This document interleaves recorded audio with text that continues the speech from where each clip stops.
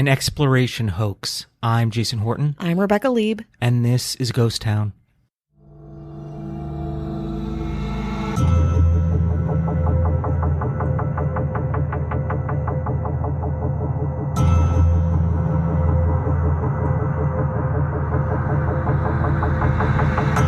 Jonathan Swift's A Modest Proposal is arguably one of the most famous social and political satires in the English language. And one of the most famous lines within it is when Swift claims, quote, a native of the land of Formosa, now present-day Taiwan, idiotically suggests the solution for poverty is feeding Irish babies to the upper classes. Remember that from school, maybe? Well, 10 years after Swift penned A Modest Proposal, another celebrated author, Dr. Samuel Johnson, would befriend that same Formosan mentioned in A Modest Proposal, a blonde-haired, blue-eyed man with a vague French accent and bizarre rituals, a man who captured English audiences, claiming to be the first Asian man to visit Europe. His name was George Psalmanazar, and in the early 1700s, he was a superstar and a gigantic con man. In late 1702, Alexander Innes, an Anglican chaplain of a Scottish army unit stationed in the Netherlands, met a man he called a heathen, a handsome, blonde-haired, blue-eyed individual who spoke in a strange language and claimed to be from Formosa, again, modern-day Taiwan. Innes promptly converted the man to Christianity, christening him George Psalmanazar, after the Assyrian king Shalmaneser V, a nice, meaty Old Testament reference.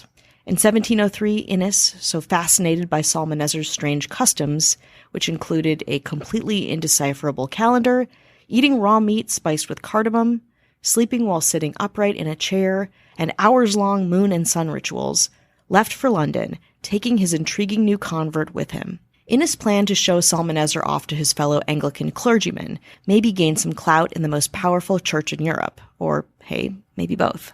When Innes and Psalmanazar touched down in London, news of the exotic foreigner with bizarre habits spread quickly, and Psalmanazar was pretty instantly famous.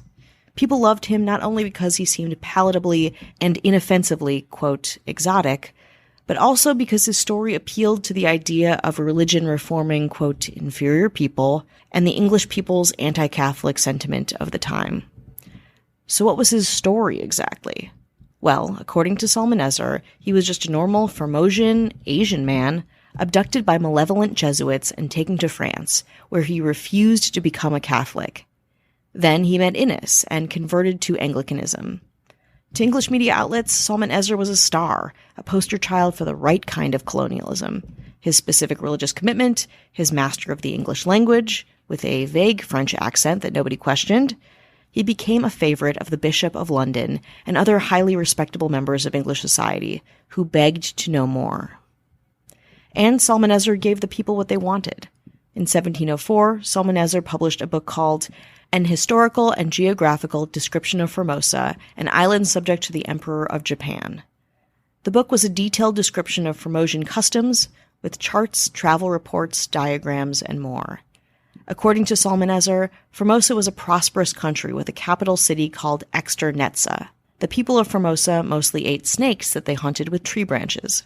Formosians walked around naked except for a gold or silver plate to cover their genitals. Husbands were polygamous and had a right to eat their wives should they cheat on them. If you were to be charged with murder on the island, you'd be executed by upside-down hanging and then shot full of arrows. Psalmanazar also claimed the Formosians had built a gigantic temple for their high priest they called Gnotoi Bonzo, who commanded them to annually sacrifice, quote, the hearts of 18,000 young boys under the age of 9 years on the first day of the year. Then Psalmanazar explained the priests ate the boys' bodies. They used horses and camels for transport and lived underground in cute little circular houses. According to an Atlantic article by Kimbrew MacLeod, quote, Psalmanazar sounded like an anthropology major tripping on peyote. I'm not going to say I disagree. Jason, I'm going to show you some illustrations Psalmanazar created, and I just want you to give your thoughts on them and perhaps some ideas on what kind of person drew them. I'm going to go into this with an open mind. Yes, go in with an open mind. You know a little bit about this person that constructed these drawings. But I just want to ask, like, does this person have a command of, like, a culture? It looks like if you asked a European man from the 1700s to draw anything that wasn't European, to me, it would be like this very ethnocentric, like no, none of the men are wearing shirts, for example, but they're still like smoking like long pipes. The women have like a daisy crown. It's just like it They almost makes look no like sense. superheroes. Yeah. A lot of capes, a lot Yeah, of cape hat. draperies and you know, like the shrouds of, I don't know what a burgher is. One of the titles is a burgher, one is a country bumpkin, one is a virgin, and one is a bride. Of course, two very different things, the virgin and the bride. Don't ask me which one I am. I think you can guess, though. Are you a Carrie? I'm at least 2 out of the 3. Okay, that's good. I'm going to keep guessing. I'm going to keep ruminating on it. But clearly this person has no fucking idea. And again, if you're someone in the 1700s in Europe, maybe you'd be like, oh, that makes sense. But it kind of looks like old drawings of like pilgrims from the early Americas. It's like this vague kind of ridiculous idea of what someone that is not like you would look like. This man's quote unquote culture. But then there's the Formosan language that Psalmanazar described and graphed in obsessive and convincing detail. The Formosan alphabet had 20 letters that were written from right to left, a detail Psalmanazar probably thought was true of all Asian languages. It sounded, quote, a little Hebrew, kind of Greek, and the rest nonsense. All in all, he created a language that sounded, generally to many people, very real. Here's his translation of a Christian prayer into Formosan. Forgive my pronunciation of this language.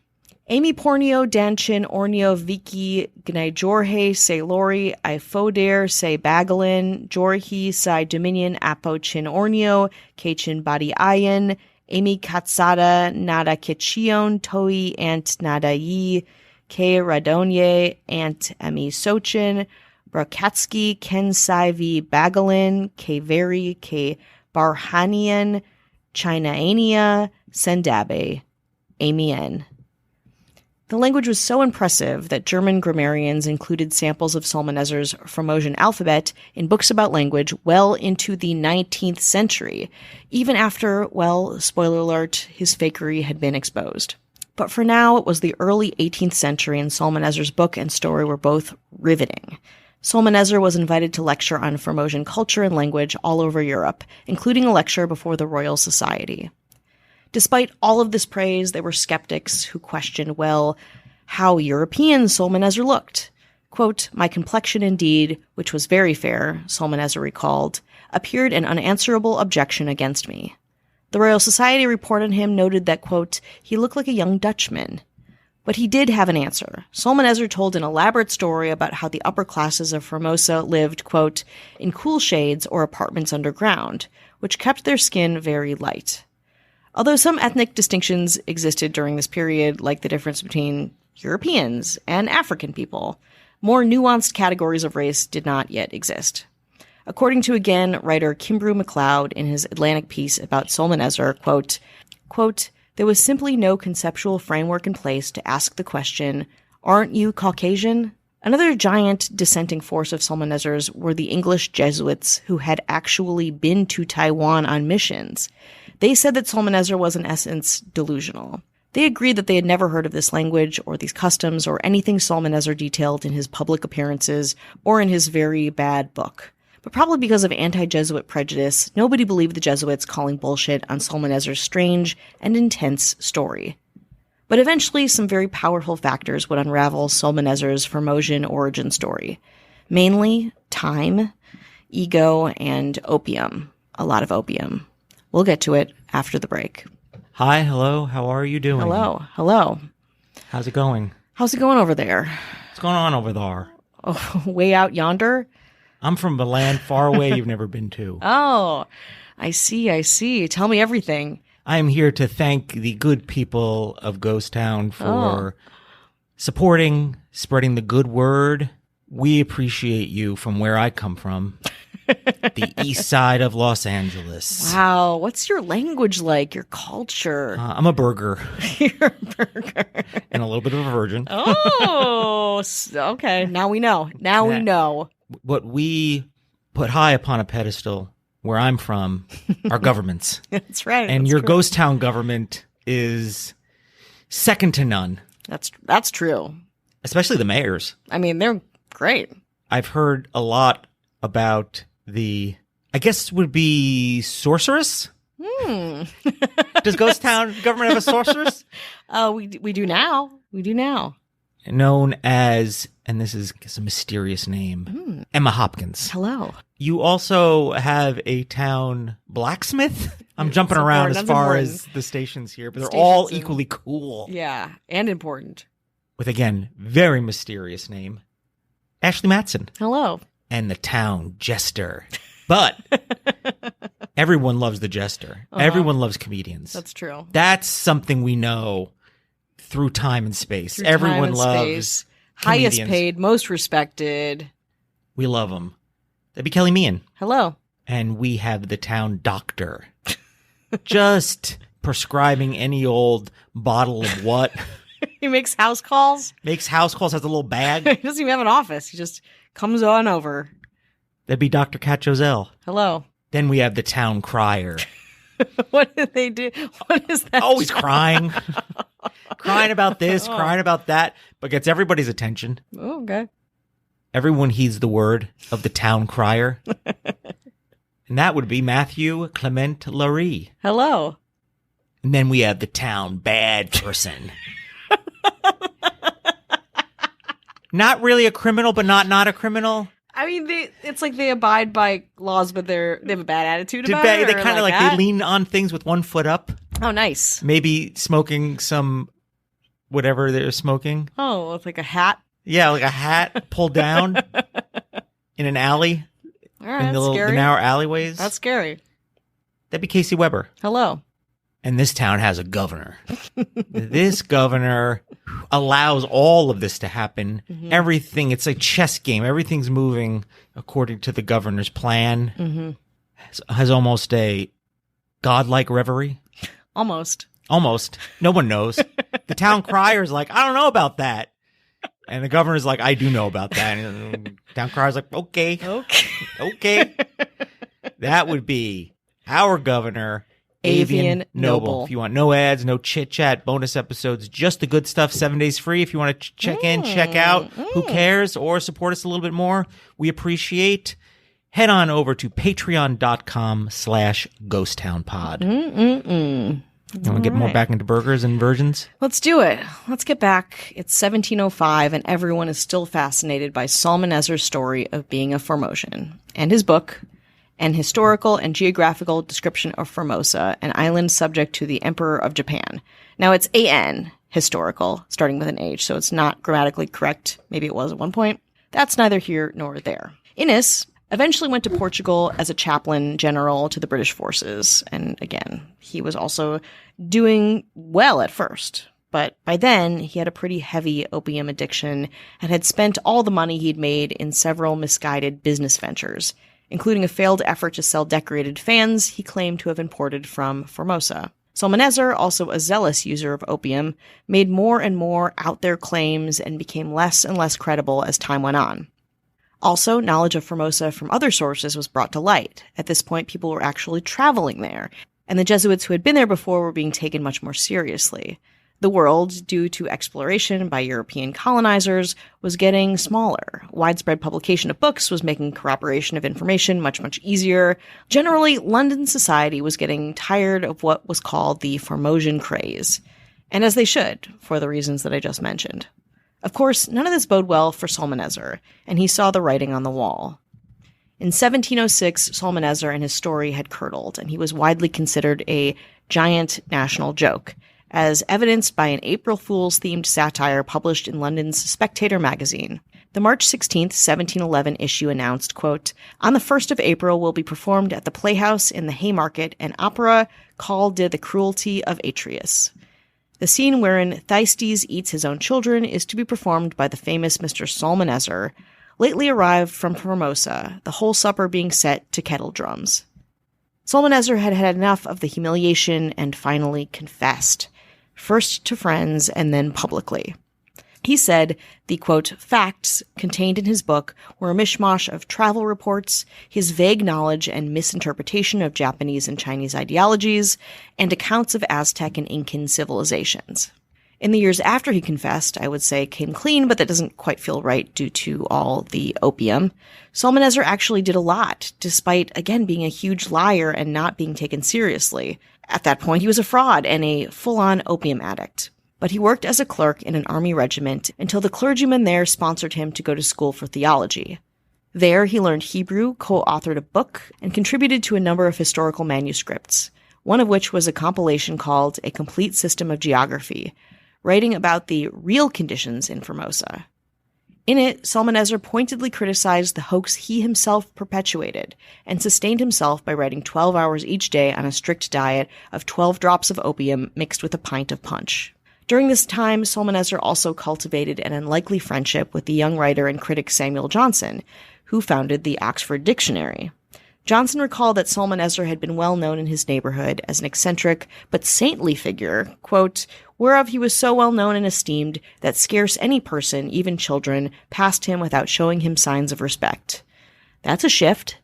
Psalmanazar also interacted with a number of other important English literary figures at this time, including, as mentioned in the beginning of this episode, Jonathan Swift. In 1753, Psalmanazar published his own book of theological essays, and at that point decided to turn his life around. I'm not sure why, but I can't imagine it was an easy life at this point. By 1762, he was a reformed, drug-free, religious man and published his last will and testament, called, pretty bluntly, The Last Will and Testament of Me, a poor, sinful, and worthless creature, commonly known by the assumed name of George Psalmanazar. In it, he directed that his body should be committed to the common burying ground in the humblest and cheapest manner, and declared that his History of Formosa book, that bestseller from 1704, was, quote, a base and shameful imposture, a fraud on the public. On May 3rd, 1764, George Psalmanazar died, leaving behind a bizarre autobiography called Memoirs, commonly known by the name of George Psalmanazar, a reputed native of Formosa, which was published in 1764. In it, he admitted some actual truths about his life, or at least people agree now that they were mostly true, but pretty spun in a classic Psalmanazar fashion.